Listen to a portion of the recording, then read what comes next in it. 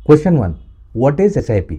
SIP एक discipline तरीका है जिससे आप generally investment products mainly mutual funds में इन्वेस्ट करते हो, बट ये गोल्ड, डायरेक्ट स्टॉक्स एक्सेट्रा भी हो सकता है।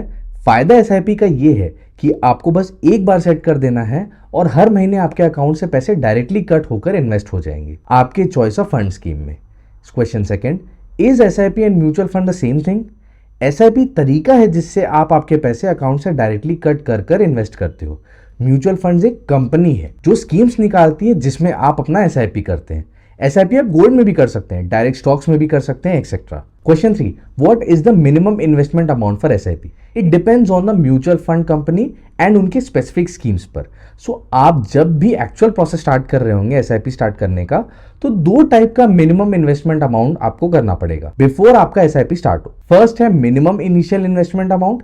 ये एक लमसम अमाउंट है जो म्यूचुअल फंड लेता है for the very worst time. ये एसआईपी इंस्टॉलमेंट से अलग होता है। इस इन्वेस्टमेंट के बाद आप अपना एसआईपी अमाउंट डिसाइड कर सकते हो।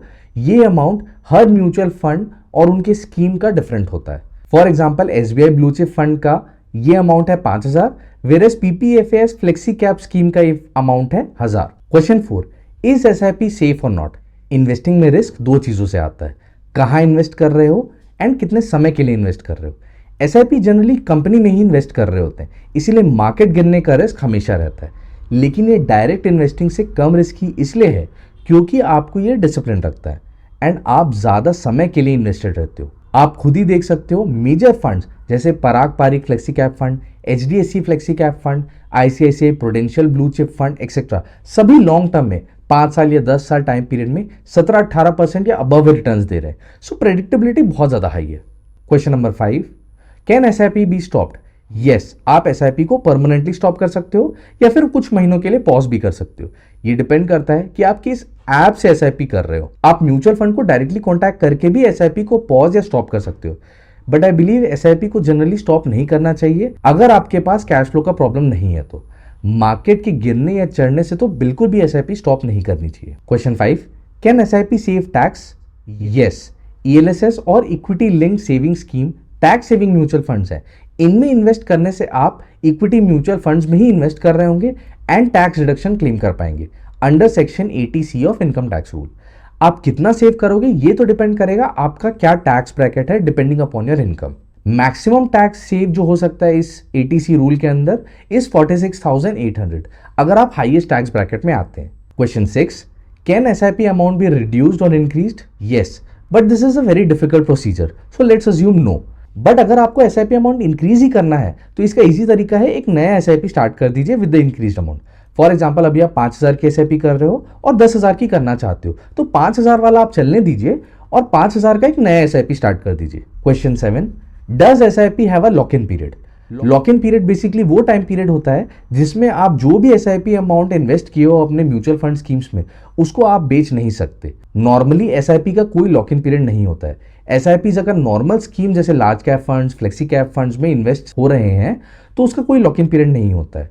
वेरस अगर एसआईपी ईएलएसएस स्कीम्स में इन्वेस्ट हो रहे हो तो इनका लॉक इन पीरियड होता है जो कि है 3 साल। मतलब अगर आप जनवरी 1, 2024 में ईएलएसएस का फर्स्ट एसआईपी किए हो तो 1 फरवरी 2027 या उसके बाद ही आप इस एसआईपी यूनिट्स को सेल कर पाएंगे। Question 8, is SIP good for the long term? Assuming long term आप सोच रहे हो 5 साल और 10 साल, then SIP is good and it is given better returns than the market. आप म्यूचुअल फंड्स का डेटा देख सकते हैं that many mutual funds such as PPFS, ICICI, HDFC ने 17-18% या ज्यादा ही रिटर्न्स दिए लॉन्ग टर्म टाइम पीरियड में, दैट इज 5 years और more. Question number 9, what is rupee cost averaging in SIP? For example आप 10,000 की एसआईपी स्टार्ट कर रहे हो, जब मार्केट गिरेगा तो आपके म्यूचुअल फंड स्कीम की जो एनएवी या जो प्राइस होती है वो कम हो जाएगी और आपको 10,000 रुपए में ज्यादा यूनिट्स मिलेंगे।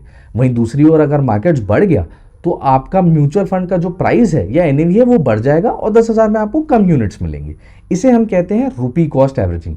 ये one of the most important strategies है एसआईपी इन्वेस्टिंग का, क्योंकि ये आपको डिसिप्लिन रखता है एंड आपको मार्केट वॉलेटिलिटी से बचाता है। Question number 10, how should one select mutual funds? 2 major points है to consider while selecting mutual funds. First, आपका पैसा कहाँ इन्वेस्ट हो रहा है, ये डिपेंड होगा आपके गोल्स पर। अगर आप कम टाइम पीरियड के लिए इन्वेस्ट करना चाह रहे हो जैसे 1-2 साल के लिए, तो debt mutual funds might be better. But अगर आप ज़्यादा समय जैसे 5 साल या 10 साल या उससे ज़्यादा के लिए इन्वेस्ट करना चाह रहे हो तो आपके लिए रिस्की म्यूचुअल फंड जैसे small cap, mid cap, flexi cap funds भी बेटर रहेगा। Second, past performance of the funds according to the time period. For example आप 10 साल के लिए इन्वेस्ट करना चाहते हो तो आइडियली आपको ऐसे फंड मैनेजर्स देखने चाहिए जो एटलीस्ट 8 से 10 साल मार्केट में रह चुके हैं एंड म्यूचुअल फंड चला चुके हैं, एंड उसमें कंपेयर करके आपको इन्वेस्ट करना चाहिए।